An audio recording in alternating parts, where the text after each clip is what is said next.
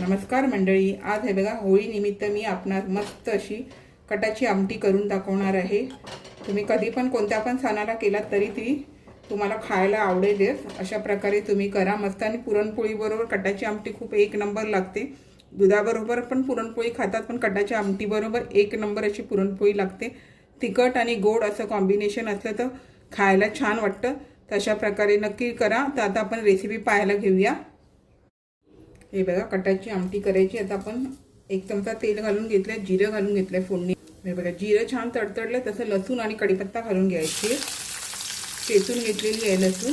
हे बघा लसूण छान भाजली तसं आलं लसूणची पेस्ट घालून घेऊया।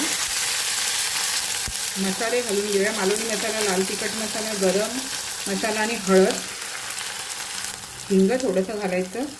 हिंगामुळे छान अशी चव येते। अर्धा चमचा जायसारखं हिंग घालून घ्यायचं। मसाले आपल्याला परतून घ्यायचे, पण तेल कमी असल्यावर घालतो आपण, त्यामुळे पाणी घालून आपल्याला हे मसाले आलं लसूणच्या पेस्टमध्ये छान असं शिजवून घ्यायचे। आणि बारीक गॅस करूनच आपल्याला शिजवून घ्यायचे व्यवस्थित। छान चव येते अशामुळे।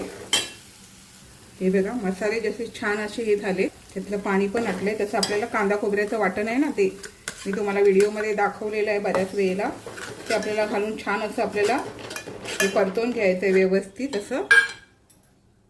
हे बघा छान असं आपण आता हे परतून घेतलेलं आहे।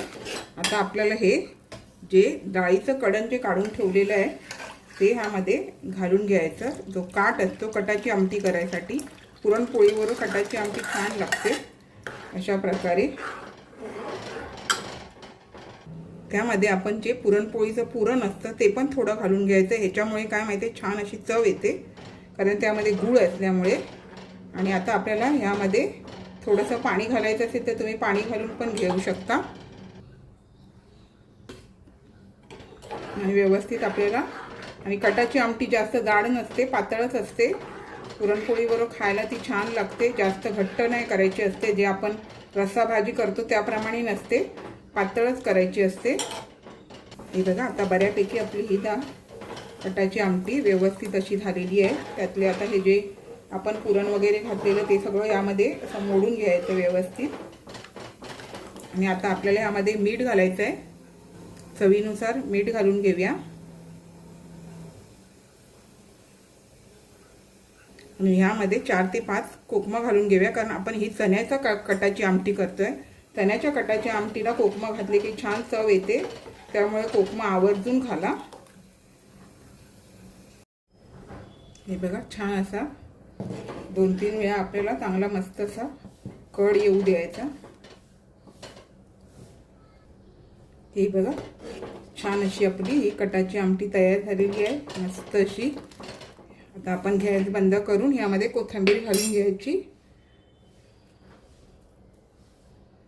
नक्की अशा प्रकारे करा। आणि थोडंसं पुरण असते ना पुरणपोळीचं, ते थोडं घातलं तर छान अशी चव येते। हे बघा मंडळी, छान अशी मी आपणास पुरणपोळीमधली कटाची आमटी करून दाखवलेली आहे। पुरणपोळीबरोबर ही खूप छान लागते। अशाच नवनवीन रेसिपी किंवा इतर व्हिडिओसहित मी आपणास कायम भेटतच असते। आपण माझ्या चॅनलला लाईक, शेअर, सबस्क्राईब, हाईप करायला विसरू नका। चला तर आता इथेच थांबते। मस्त खा, स्वस्थ राहा। आपण माझे व्हिडिओ पूर्ण पाहता त्याबद्दल मनापासून खूप खूप धन्यवाद।